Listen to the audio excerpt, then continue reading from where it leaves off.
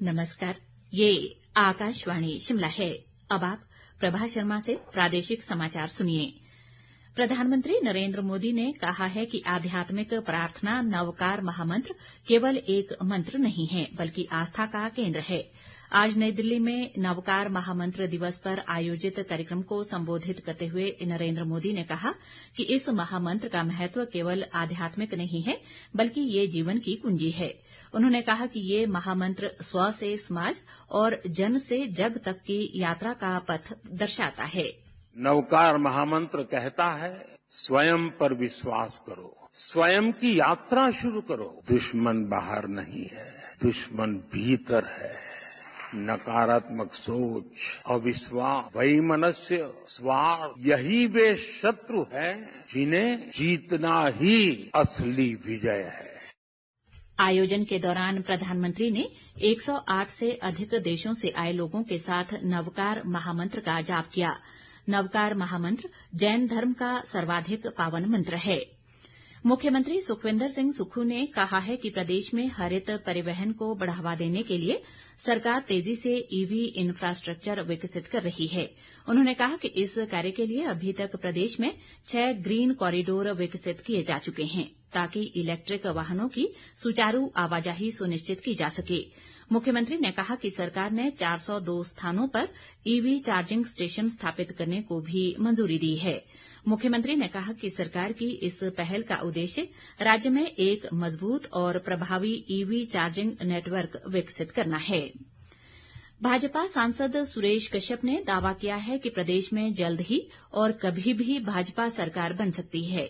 सुरेश कश्यप ने आज शिमला शहरी विधानसभा क्षेत्र के वरिष्ठ और सक्रिय कार्यकर्ताओं के सम्मेलन को संबोधित करते हुए कहा कि प्रदेश की जनता सुक्खू सरकार की नीतियों से तंग आ चुकी है। उन्होंने आरोप लगाया कि कांग्रेस सरकार राज्य को कर्ज के दलदल में धकेल रही है।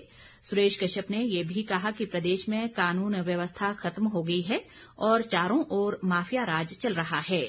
उत्तर प्रदेश में ये तय है कि बहुत जल्दी और कभी भी मैं कह सकता हूं कि फिर से भारतीय जनता पार्टी विराजमान होगी, क्योंकि वर्तमान सरकार जो कि इस प्रदेश को कर्ज में डुबोने में लगातार पूरी तरह से जुटी हुई है, 1 लाख करोड़ से ज्यादा का जिन्होंने ऋण ले लिया है और विकास के मामले में कोई एक नई ईंट भी ये सरकार लगाने में नाकामयाब रही है। बड़े बड़े अधिकारी जो है, यहाँ तक कि विमल नेगी जैसे एक इंजीनियर सुसाइड करने के ऊपर यहाँ तक की नौबत आ गई। ऐसी स्थिति आज प्रदेश में है।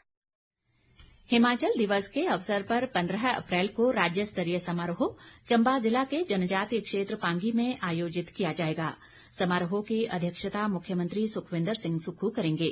चंबा के उपायुक्त मुकेश रेपस्वाल ने कहा कि पांगी में आयोजित होने वाले राज्य स्तरीय समारोह की तैयारियां आरंभ कर दी गई हैं।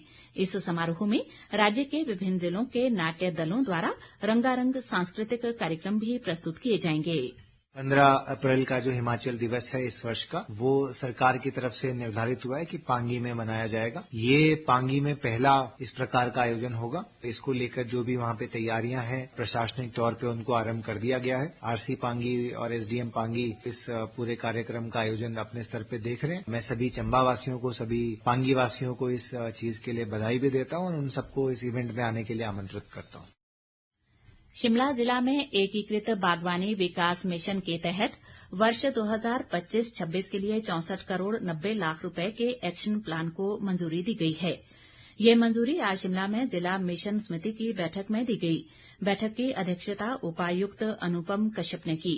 उपायुक्त ने इस मौके पर बागवानी विभाग को सरकार की योजनाओं को लोगों तक पहुंचाने के लिए सक्रियता से कार्य करने को कहा, ताकि बागवानों की आय में वृद्धि हो सके।